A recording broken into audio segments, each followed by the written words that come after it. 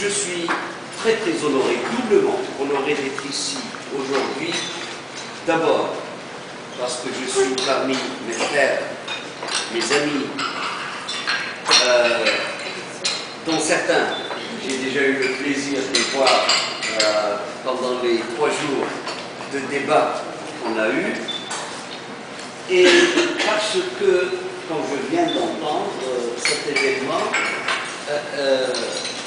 lance le programme de mémoire et dialogue. Vous savez, en général, les académiciens aiment avoir la une. Et là, j'ai la une par accident, plutôt que par mérite. Et donc, je remercie un peu le hasard qui a fait que j'ai eu l'honneur d'être le premier intervenant dans ce sens. Quand on parle de paix, en général, il faut que certains éléments se regroupent.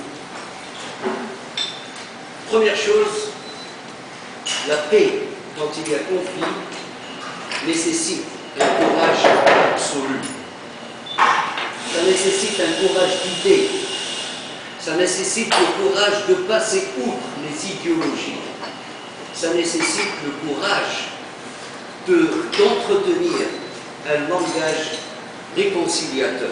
Le langage qui va donner de l'espoir aux deux parties au conflit. Première chose. Deuxième chose qui est essentielle, une volonté des deux parties. Laissez-moi vous dire que cette volonté ne vient pas toujours quand les choses sont bonnes. Parfois, il faut que la situation arrive au pire pour que cette volonté se crée, pour que cette volonté soit présente pour justement essayer de résoudre les problèmes. Aujourd'hui, on entend beaucoup, on entend un discours pessimiste en tout ce qui concerne le conflit israélo-palestinien. Et c'est justement quand les choses atteignent ce degré de pessimisme que des gens comme nous devraient devenir très optimistes. Parce que, comme on dit en anglais, if you hit rock bottom, there's only one way, which is up. Et on y est maintenant. Et je vous dis ça et je vais le prouver par ce que je vais vous dire sur les accords d'Oslo. Vous allez me permettre de mettre les accords d'Oslo un peu dans un petit cadre historique. Pas dans le cadre académique, mais dans un cadre historique relatif à Oslo. Si on retourne un petit peu, quelques années, et on commence à voir, vous savez, ce matin, je regardais la télé, c'est-à-dire que 7h30 pour moi était une heure très civilisée. Je regardais la télé, je voyais les news, les nouvelles, il y avait une petite rubrique sur cette plate. Et les gaffes de cette plate. Alors, cette plate, quand on lui parle de racisme, il dit oh, c'est pas grave, c'est des footballeurs, s'ils s'insultent, ils n'ont qu'à se serrer la main et c'est fini. Hein? C'est le racisme. On dit à cette plate que le mondial de football va se tenir à Doha en 2020 et là-bas, l'homosexualité est interdite. Qu'est-ce qu'il répond? Ben, les gens n'ont qu'à s'abstenir de faire le sexe, d'exercer le sexe pendant le football. On dit à M. Sepp Blatter, il y a le football des femmes qu'on n'arrive pas à encourager, qui n'attirent pas beaucoup. Il dit, elles n'ont qu'à mettre des shorts plus serrés et les gens vont venir. Ça, c'est quelqu'un qui dirige une institution aussi importante que la FIFA, qui mobilise des centaines de millions de jeunes. C'est grave. C'est grave. Alors, cette gaffe, cette Platon n'était pas le premier, il ne sera pas le dernier. On en arrive aux gaffes qui nous importent. 1988, et Dieu ait son âme en paix, Yasser Arafat est à Alger, il prend la main de Mohamed Abdelaziz, il fait le signe de la victoire. Déjà, il égalise sa lutte avec la lutte du Front Polisario. Et en ce faisant, bien sûr, il perd. Parce qu'à un certain moment, le soutien de l'homme qui voulait aider à la paix, justement, on parlait d'un homme comme Hassan II. En même temps, juste après, on a un Yasser Arafat qui se met à dos le reste du monde arabe en soutenant Saddam Hussein à la guerre du Golfe. Ça, permettez-moi de dire, je commence comme ça et ça pourrait étonner certains. Je ne suis pas là pour humilier Arafat, mais je suis là pour mettre les choses dans leur contexte historique et comment on a pu commencer. Hein? Et la gaffe de Ceausescu, et ça continue.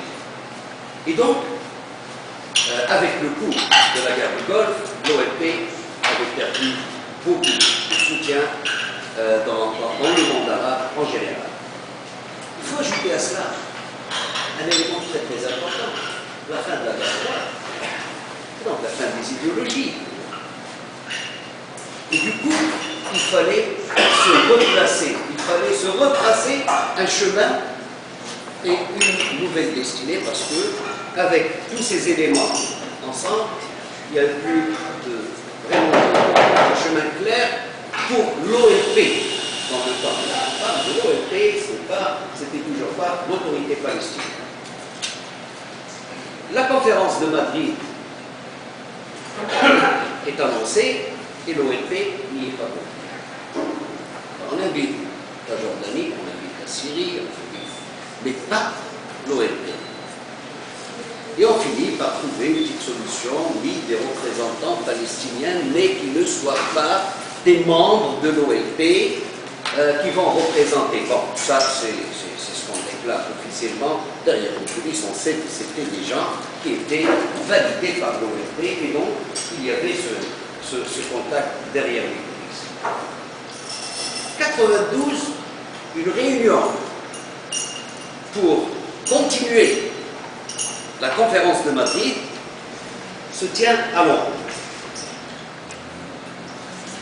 Cette réunion, donc en marge des négociations de Madrid, à laquelle était présent le vice-ministre des Affaires étrangères israélien, Yossi Bellini. Il y avait aussi un jeune diplomate qui n'était pas connu du tout dans le temps, qui est devenu très très connu, qui est Kocherot Larsen. Monsieur Larsen, jeune diplomate, je me rappelle de ce. C'était fascinant de voir un jeune de 24-25 ans assis vraiment à la table des grands dans le temps. Il était lui aussi présent à cette conférence, et qu'est-ce qu'il décide? Avec Yossi Bellini, il décide d'organiser une rencontre entre un Palestinien et un Israélien. Le Palestinien représentant de l'OLP, et ça c'est très important. Et c'était Ahmed Korek. Voilà. Ahmed Korek. Et l'Israélien était le professeur Yair Heschel. Alors, vous voyez, les gens du monde académique pensent et je suis fier d'en faire partie. Je suis Moulta, comme on dit, comme dirait ces hackers, parce que j'ai fait la diplomatie, mais aujourd'hui, en tant que membre de ce monde académique, on a cette faculté, non seulement de penser hors du carreau, parce que les diplomates le font, les politiciens le font, mais nous avons la liberté de dire à haute voix ce que nous pensons. Et donc, on a pu avoir cette première rencontre. Et ce qui était beau dans cette rencontre, c'est que le rapport humain entre ces deux hommes s'est tissé très très vite. C'est un rapport humain. En faisant fi de tout autre élément, le rapport humain entre les deux, il y a un courant qui est passé entre ces deux-là, et donc, d'où la décision de commencer à travailler sérieusement sur la question israélo-palestinienne. Alors là, il fallait trouver un cadre dans lequel on allait travailler. Permettez-moi d'ouvrir une petite parenthèse ici. Il était inconcevable, en 92-93, il était inconcevable d'avoir une réunion officielle entre l'OLP et Israël. D'un côté et de l'autre, une réunion officielle entre représentants d'Israël et représentants de l'OLP représentait un acte de trahison. Alors, d'un côté, c'était la peine de mort, de l'autre côté, c'était la prison à perpétuité. Donc, il était impossible, juridiquement, d'organiser une rencontre officielle. Donc, il fallait procéder à la diplomatie parallèle, il fallait travailler dans le cadre du secret. Et je voudrais vous dire qu'il y a eu 14 réunions secrètes avant Oslo. Ce n'est pas une, ce n'est pas deux, c'est 14 réunions secrètes avant Oslo. Mais il fallait trouver le cadre dans lequel on allait engager ces réunions. Eh bien, on a là ceux qui étaient à Londres, et à Oslo, on avait une situation très particulière. Et je tiens à rappeler à l'audience que le lancement de ces contacts était à la demande de Yasser Arafat. C'est lui qui avait demandé aux Norvégiens d'essayer de faire de la médiation, d'essayer, parce qu'il était complètement on the rocks, as we say. Alors, on avait une situation extraordinaire. Il y avait Jørgen Host, qui était donc le ministre de la Défense norvégien, par la suite, ministre des Affaires étrangères, et l'épouse de Jørgen n'était autre que Maria Heiberg, la directrice, autrefois la directrice de l'Institut des études stratégiques. D'où se poser la question comment est-ce que ce Marocain s'est retrouvé impliqué dans tout cela, et là c'était par le biais académique, c'était dans le... Alors, Jørgen Host parle de tentatives à son épouse. Il lui dit qu'il nous faut un cadre, elle a dit bah, le meilleur cadre serait de travailler au sein de l'Institut des études stratégiques. Elle avait dans le temps un assistant brillant, jeune dans le temps, Åge Eknes,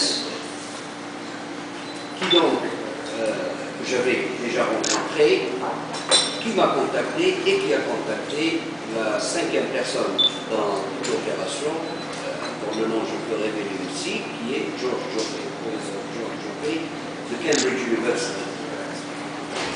Alors il s'agissait donc de 3 Norvégiens, d'un Arabe et d'un Britannique, grand professeur,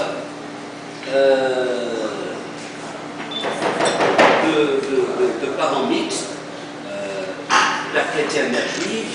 Donc il y avait un élément, et puis l'arabe marocain fut choisi spécialement parce que d'abord il y avait la connexion académique, mais aussi parce qu'il y a toujours eu cette conviction chez tout le monde que le roi Hassan II était sincère dans ses efforts. Il était sincère, il ne faisait pas de la politique, il ne faisait pas de la surenchère, il n'en avait pas besoin. Il voulait protéger ses enfants, que ce soit les musulmans ou les juifs. il était sincère dans cette époque. Et moi, fort de cette conviction, je n'ai pas hésité à mettre la main dans la main de cette équipe.